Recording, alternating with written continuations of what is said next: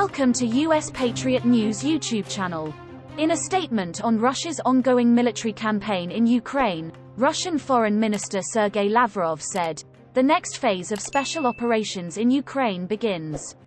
Sergei Lavrov, Russia's foreign minister, delivered key remarks to the Indian media on the military activities in Ukraine.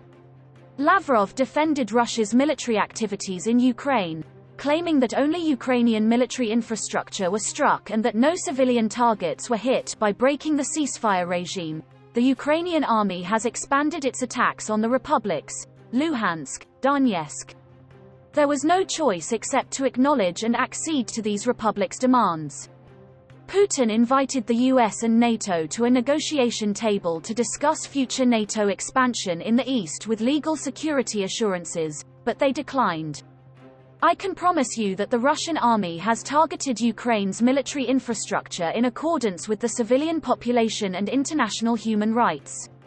At the request of Donetsk and Luhansk, President Putin said that the major goal of this operation would be disarmament as soon as the military action began, in complete line with the UN Convention's 51st article.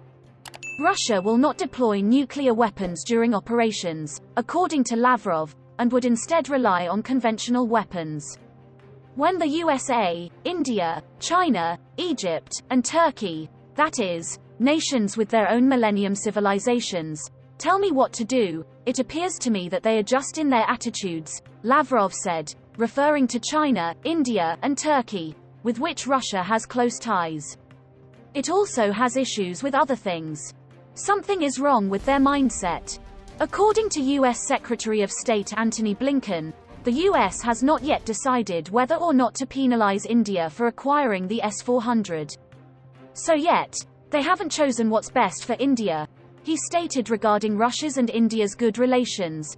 Lavrov stated that they had long supported the use of their national currencies in mutual payments between the two countries, adding, "For a long time, we have supported the use of our national currencies in mutual payments between the two countries. Both the United States and India have our own banking systems. We're using these systems a lot more now." Lavrov, on the other hand, stated that they can offer anything needed in the military area, including the S-400 air defense systems delivered to India. "Zelensky speaks a lot," Lavrov remarked, referring to charges in his interview that Ukrainian President Volodymyr Zelensky shared photographs while inebriated. "Depending on what you eat and drink, these might change.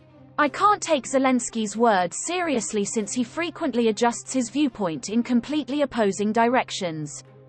Finally, he stated that Russia intends to attack Ukraine with nuclear weapons.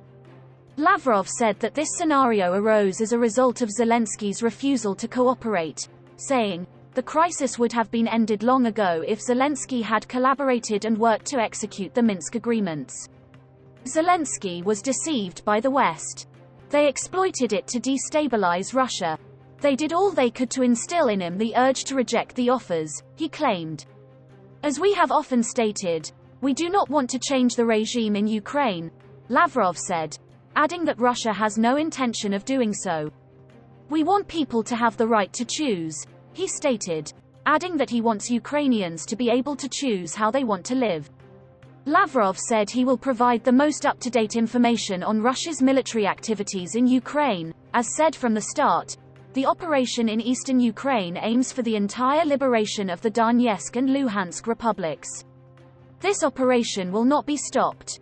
The operation's next phase is about to begin, and it will be the most crucial, he stated. "We are now sure," Lavrov added, referring to Russia's skepticism of Western countries following the tensions between Russia and the West.